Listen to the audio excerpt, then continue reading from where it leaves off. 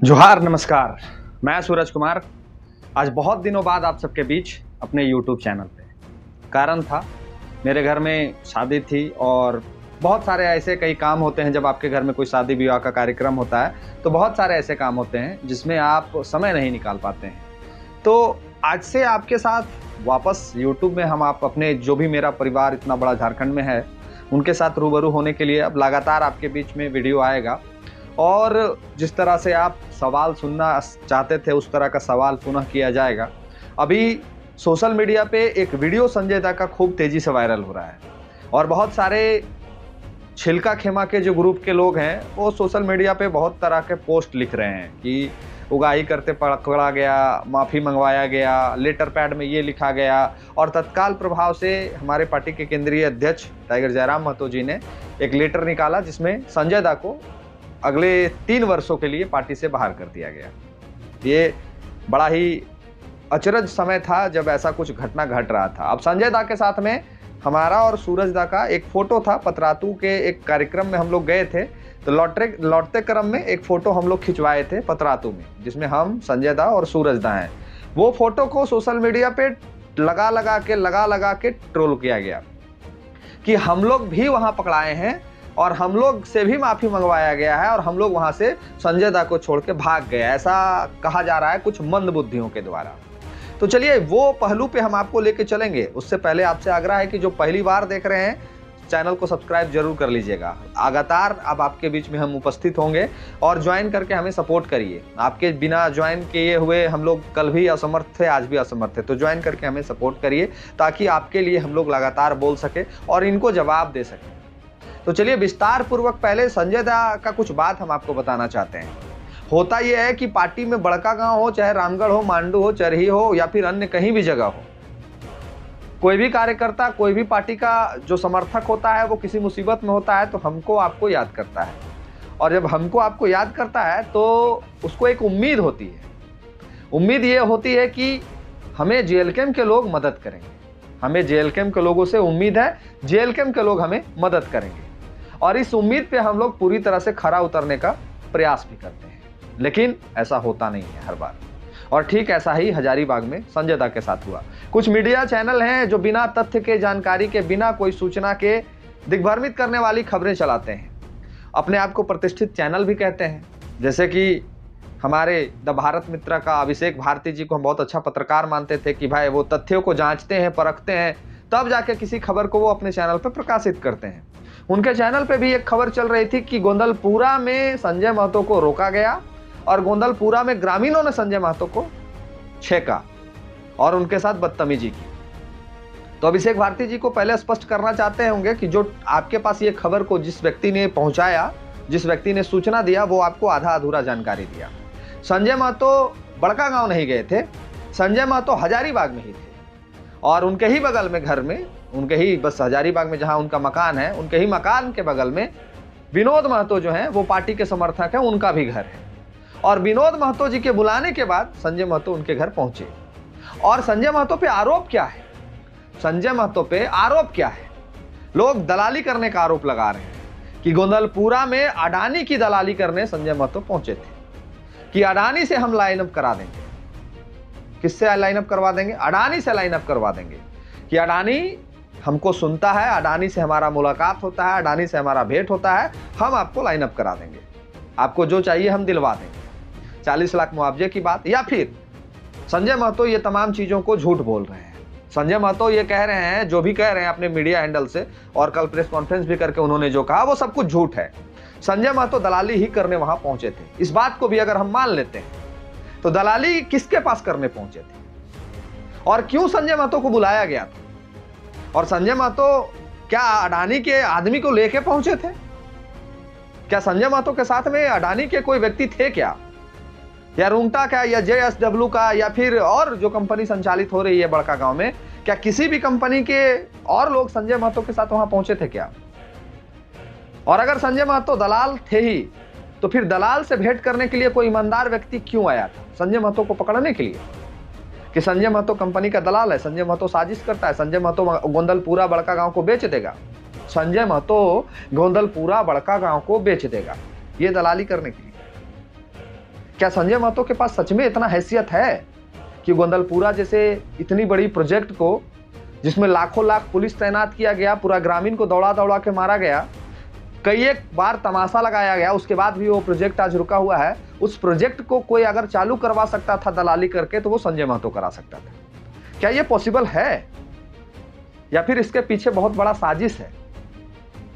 अगर सच में संजय महतो दलाली करने वहां पहुंचे थे और वो लिखे हैं अपने कि हम अब आगे दलाली नहीं करेंगे, वो लिखे हैं, वो गोड़ छू के माफी मांग रहे हैं कि हम अब आगे से दलाली नहीं करेंगे, बड़का गांव की दलाली हम करने आते थे, हम अब नहीं करेंगे, ऐसा वो बोल रहे हैं। क्यों बोलेगा कोई ऐसा भाई? ऐसा कोई भी इंसान क्यों बोलेगा? और रिकॉर्डिंग सिर्फ वही 2 मिनट का वीडियो को क्यों चलाया जा रहा है? संजय महतो पूरी तरह से दोषीवार है। संजय महतो को तो पार्टी ने जेल के में अपनी वजूद, अपने अस्तित्व, अपने विचारधारा की रक्षा करना जानती है और टाइगर जयराम महतो जी ने तत्काल प्रभाव से तुरंत हटा दिया 3 साल के लिए। लेकिन संजय महतो का भी पक्ष सुनना जरूरी है। संजय महतो जो कल से मीडिया में कह रहे हैं, संजय महतो का पक्ष भी जानना लोगों को जरूरी है। और हमारे वो मित्र हैं, कल भी थे, आज भी हैं, पार्टी से बाहर हैं, हमें फर्क नहीं पड़ता है, हमारी मित्रता उनके साथ रहेगी। हमारे वो मित्र थे, हैं और रहेंगे। संजय महतो का पूरा वीडियो क्यों नहीं चलाया जा रहा है सोशल मीडिया हैंडल पे? संजय महतो से क्या वार्ता हुई थी, वो वीडियो भी तो रिकॉर्ड हुआ होगा। संजय महतो जिस कमरे में बैठ के बातचीत कर रहे थे कि संजय महतो गए और डायरेक्ट उनको लोगों ने पकड़ा और कहा ये तुम गोड़ लगो, तुम माफीनामा लिखो, तुम दलाली करने आए हैं, डायरेक्ट यही वार्ता हुई थी क्या? अगर संजय महतो दोषीवार है तो पूरा वीडियो को रिलीज किया जाए। जो भी वहां थे, जो भी लोग उनके पास वार्ता में शामिल थे, उनको पूरा वीडियो चलाना चाहिए। और अगर रिकॉर्डिंग नहीं हुआ तो फिर इसी पहलू का रिकॉर्डिंग क्यों किया गया? माफीनामा का ही वीडियो क्यों बनाया गया? और ऐसी कौन सी परिस्थिति उत्पन्न कर दी गई कि संजय महतो बोलने पे मजबूर और लाचार हो गए? संजय महतो कोनो BMW और स्कॉर्पियो से नहीं घूरता है। संजय महतो के पास आज भी एक स्प्लेंडर है और वो बेचारा आज भी, अब उसका जीवन शैली हम लोग देखे हैं और जो पार्टी में लोग हैं वो लोग भी देख रहे हैं। जो लोग अपने ही पार्टी के लोग, कुछ लोग लिख रहे हैं, पता नहीं अनर्गल बात लिख रहे हैं, वो लोग भी देख रहे हैं कि संजय महतो कितना करोड़पति आदमी है। हम संजय महतो का पक्ष रखने नहीं आए हैं, हम संजय महतो के बारे में कुछ बताने नहीं आए हैं। हम ये बताने आ रहे हैं कि बड़का गांव गोंदलपुरा को क्या सच में मैनेज किया जा सकता है संजय महतो के द्वारा? और मैनेज करने के लिए क्या गोंदलपुरा के वो जो 4-10 लोग आए थे वही लोग सक्षम हैं कि वो लोग कह देंगे तो गोंदलपुरा मैनेज हो जाएगा? या इसके पीछे की कुछ और कहानी है, जो कहानी आम झारखंडी को नहीं दिखाया जा रहा है? आजसू के कुछ लोग हैं जो ये साबित करने पे तुले हैं कि संजय महतो दलाली करते थे, दलाली कर रहे हैं और करोड़पति बन रहे हैं। मैं उनसे पूछना चाहता हूं कि आपके पास संजय महतो का अगर पूरा वीडियो है तो वो चला दीजिए। और कुछ मंदबुद्धि जो कह रहे हैं कि हम और सूरज साहू भी वहां पे उपस्थित थे, अगर उनके पास कोई वीडियो है तो चला दीजिए। या फिर वहां पे जो लोग, विनोद दा उपस्थित थे और जो भी लोग उपस्थित थे, उनको आके स्पष्टीकरण दे देना चाहिए था कि उस जगह पे हम लोग की भी मौजूदगी थी। अगर नहीं ऐसी कोई बात है तो बिना मतलब के आप हल्ला करिएगा तो झारखंडी आपकी वजूद को पहले ही नाप चुकी है।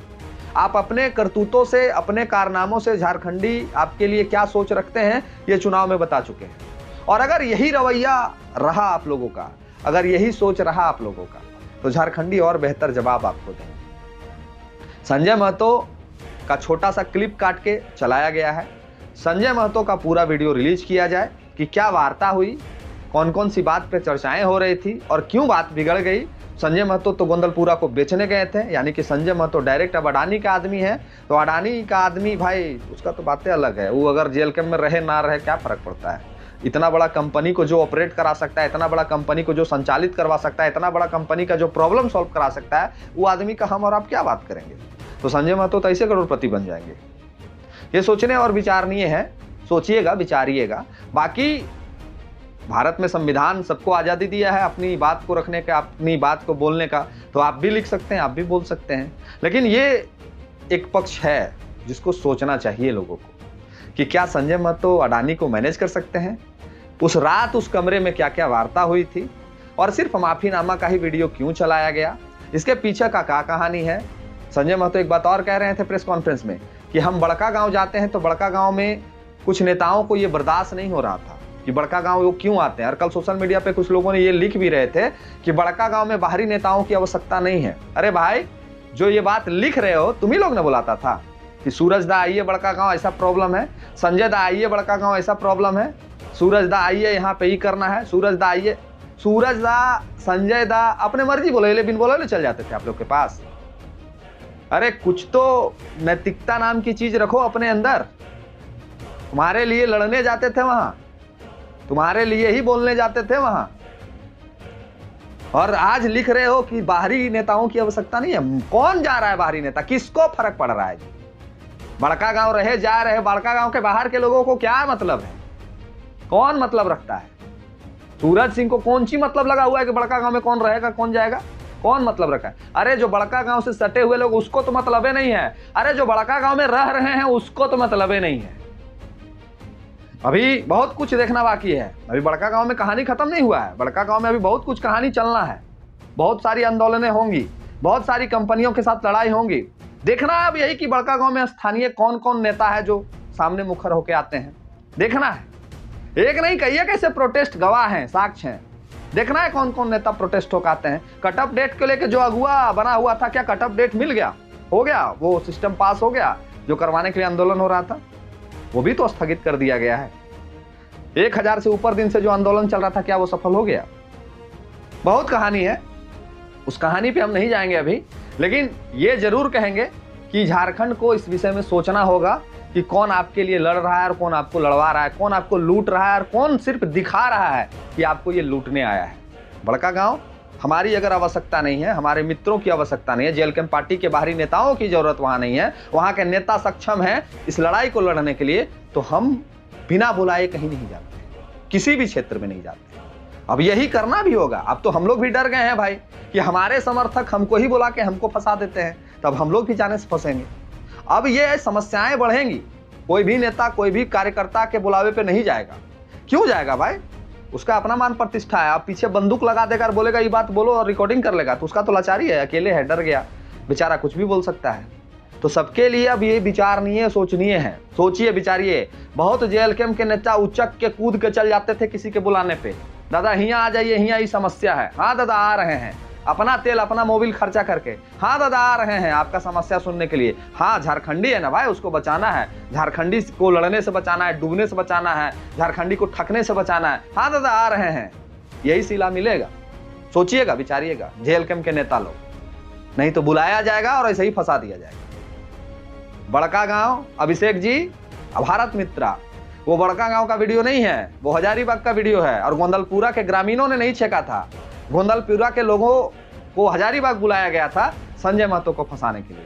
तो आप एक प्रतिष्ठित चैनल है और आपको सदैव हमने सम्मान दिया। मेरा भी वीडियो आप चलाए हैं, उसके लिए खेद नहीं है, जो है वो है।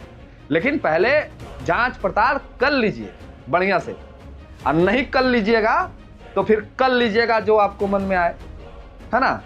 आपको लोग भारत मित्रा इतना बड़ा नाम है, तो उस नाम का गरिमा को रखिए। बहुत सारे न्यूज चैनल और बहुत सारे आप एंकरिंग किए हुए हैं, काम किए हुए हैं। आपको तो पता है कि अगर खबर की सच्चाई ना हो तो चैनल का ग्राफ नीचे गिरता है। तो खबर की सच्चाई को पहले पड़तालिए, जांचिए, तब चलाइए अपने चैनल पे। हम लोग यूट्यूबर हैं, हम लोग झूठो सचो भी बोलेंगे तो चलेगा। आप एक प्रतिष्ठित न्यूज चैनल हैं। वैसे न्यूज इंडेक्स में अभी भारत का सर्वे आया है, सबसे अंतिम पायदान पे है, यही कारण है। अभी भारत का जो रैंकिंग है वो सबसे नीचे है, नेपाल से भी नीचे चला गया है, तो यही कारण है। तो बिना कुछ सच जाने खबर को मत चलाइए। बाकी आपसे अनुरोध होगा, जो पहली बार देख रहे हैं सब्सक्राइब कीजिएगा। बाकी अपनी प्रतिक्रिया लिखिए और इस वीडियो को शेयर करके पहुंचा दीजिए सारे जगहों पे जहां जहां जो कहानी हुआ है। संजय दा, पुनः कहेंगे कि संजय दा, आप कल भी इंसान लड़ रहे थे, आज भी लड़ रहे हैं, आगे भी लड़ते रहिएगा। पार्टी 3 साल के लिए आपको बाहर निकाली है, 3 साल के बाद या फिर और भी कुछ हो सकता है, तो धैर्य संयम से काम रखिएगा। और जल्द ही कुछ अपडेट आप सबके बीच आता है तो हम जरूर बताएंगे। मिलते हैं किसी और वीडियो में। धन्यवाद, जोहार।